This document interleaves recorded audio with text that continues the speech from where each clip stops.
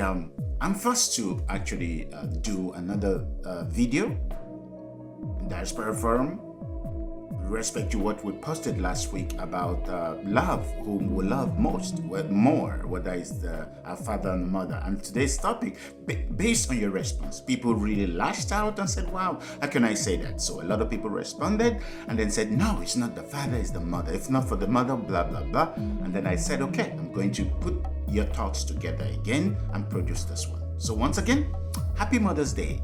It is belated, but in due of this video, we'll say happy Mother's Day to all mothers. And then this time around, it is I love my mommy more. Yes, I love my mommy more.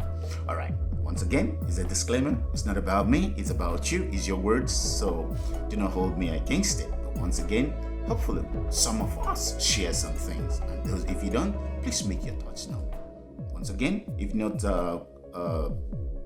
subscribe to our YouTube channel, please do. Please do. Please do. It counts a lot. It helps us keep this thing going. And then, like I said, we'll be going Patreon soon. So we're very glad to see you participate in it and then share around so that we'll bring you really, really value content messages every week to you as we've been doing. This Diaspora Forum is a place for colored people to interact and really make their cases. As you know, a lot of things about us are suppressed under, except we say them, except we highlight them before credit to be given to whom credit is due. So please, once again, today's topic is I love my mommy more. Yes, I can't stop smiling about this, and I hope you are too. All right, let's see what our sisters have to say about this. Take a look at it. Look at it. It says, you always know who you love, but you won't always know who loves you. Yes, it's an African proverb. And it sounds very contradictory, but it is not if you really, really think about it. And it's about our mothers. Think about it. And see, our ancestors really, really condensed complicated thoughts into those words, those few words. You always know who you love, but you won't always know who loves you. All right. Did you know? Let's look at this. Look at that. Did you know that Mr. Franklin Patterson was the first colored person to go into car manufacturing? Can you imagine that? He built his first car in 1915. Oh my God. This was before Elon Musk's great-grandfather was born. This was before Richard Branson's great-grandfather was born also. But the system muscled him out. Outside. While in college, at Ohio State University. By the way, he was the first African American to play on his football team. Can you imagine that? After college, he returned to Greenfield, Ohio to join his father in his carriage business, which became C.R. Patterson and Sons. Mr. Patterson saw an opportunity in the new horseless carriages, and he converted the company in the early 1900s to manufacture automobiles, yes, making 150 of them. Later, he shifted to making buses and trucks, as you can see, and he renamed his company as Greenfield Bus Body Company. Please, imagine if he was given an opportunity as Elon Musk or Richard Branson by the government. Imagine that. Imagine where he'll be. Well, now you know. Above all, please say his name. Frederick Patterson, 1950. All right. We must not get carried away, but it is life. 1915. Imagine the employment you would have given. Imagine the opportunities they have given to colored people. But like I said, it was muscled out by the system. It's okay. All right. Once again, like we said, today's topic, I love my mommy more. So what facts, what points did people send to me? And that's what I present to you. First of all, my mom gave me the opportunity to live, that I am today. That whatever I am is because of our mom. She could have aborted us, and we all know that. But she gave us a chance. She gave each individual, your mother, my mother, gave you and I an opportunity to live. She knew the millions and millions of other children that we battled through to make it. She knew. She gave us a chance to survive in her womb. She knew I was the one. For my dad, I could have been anybody. Any child, he would have been okay. He would have done what he had to do. It was a duty. But for my mom, it was a choice, an individual choice I'm eternally grateful for. Love is not by emotion per se, but in this context, my mom gave me the intangibles of life. Yes, my dad provided. My dad was the typical hunter. He went and provided for the home. But when he came, when he provided, my mom converted it. My mom converted the house into a home. Yes. She converted intangibles into tangibles. When I was sick, she was sick. There was no if I made it or if I didn't make it. No. We'll rise and fall together.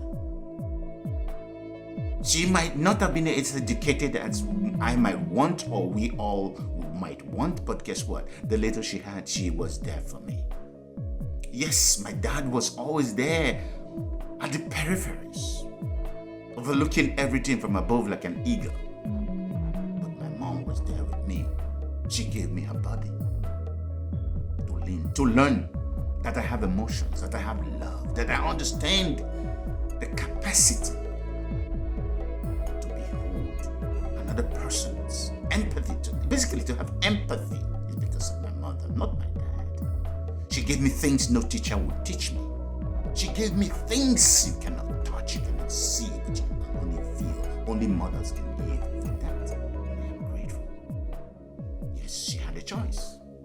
And she chose that choice. It was a tough choice. I was tough. I was terrible. My mother did not throw me away. I was still the one. I was the one.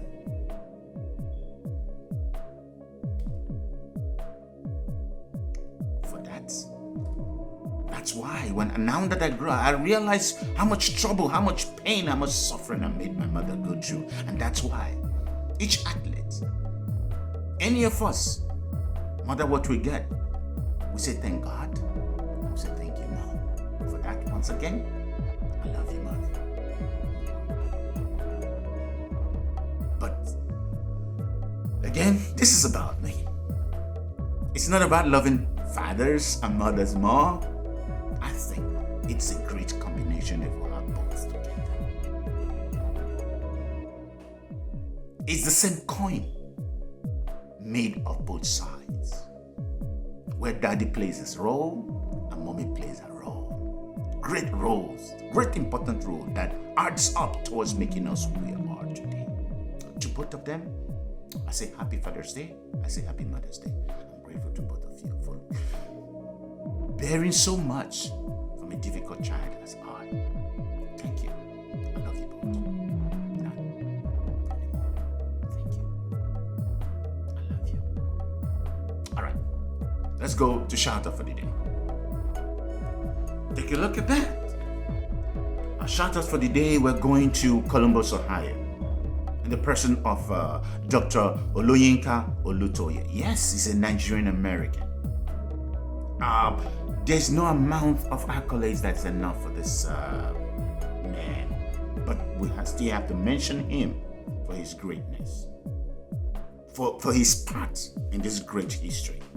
We are not surprised to learn that Dr. Oloyinka Olutoye has been appointed Surgeon-in-Chief at Nationwide Children's Hospital in Columbus, Ohio.